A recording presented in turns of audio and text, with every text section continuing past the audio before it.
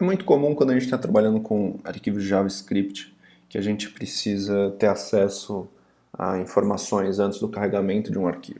Então, por exemplo, vamos dizer que eu vou remover esse View Composer, eu vou voltar aqui no nosso example, onde eu tenho um CSS, mas eu vou mudar ele para um JavaScript, ok? Vendor.min.javascript, vou fazer o carregamento disso.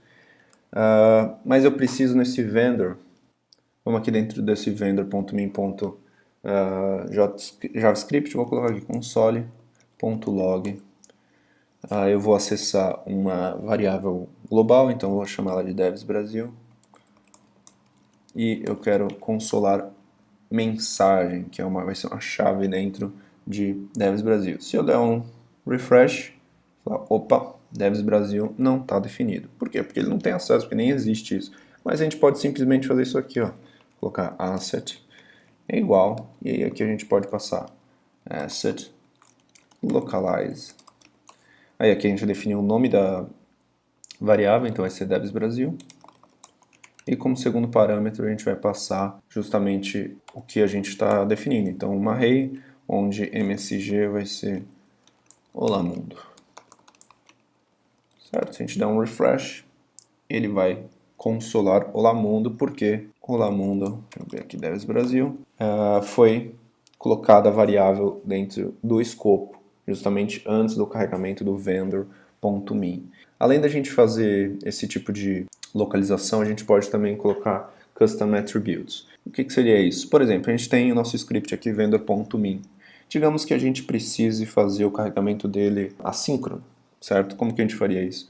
Basta a gente colocar asset e aí custom attributes, e aqui a gente vai passar uma array contendo o que a gente quer carregar. Então a gente pode colocar aqui, ó, defer async. E a gente pode até colocar, por exemplo, digamos que a gente tem um carregador, um arquivo JavaScript que ele lida com o carregamento lazy, o carregamento atrasado de assets. Então se eu colocar aqui data lazy igual a true, quando eu fizer, não é custom attributes, é add attributes. Quando eu estiver fazendo o carregamento, eu vou ter acesso que essa tag de script, ela, além de ser defer e async, ela tem esse data lazy 1. Então a gente consegue customizar e ter acesso a esses elementos do DOM de maneira mais fácil, como se fosse um selector para o nosso script. Isso funciona, obviamente, também para o CSS. Isso aí foi uma recente inclusão do framework. Indo mais além, a gente tem a opção, como no Localize, a gente é uma coisa bem focado ao script, né? Porque o Localize, esse Localize é um wrapper para o WP Localize Script. Como ele é bem focado no JavaScript, a gente tem também a opção de fazer isso por CSS. Como seria o por CSS? No CSS a gente pode fazer aqui, ó, asset vai ser igual a asset add th bootstrap css bootstrap.min.css, certo? Vamos ver se ele carrega. Tá. Bootstrap está sendo carregado aqui no nosso CSS. Mas digamos que eu preciso fazer, que eu preciso adicionar algo específico para essa página. Por mais que eu tenha o Bootstrap aqui, eu preciso que nesta rota específica, neste método específico, eu passe algum CSS específico desse escopo, específico dessa página. Então a gente faria asset inline. Aí aqui a gente tem que passar, basicamente, o que a gente quer. Então vamos colocar aqui que body vai ter o background vermelho. Ok? Então se a gente der um refresh, a gente vai ver que o background ficou vermelho, porque a gente tem o nosso carregamento aqui do bootstrap.min, mas depois a gente tem o carregamento do CSS inline.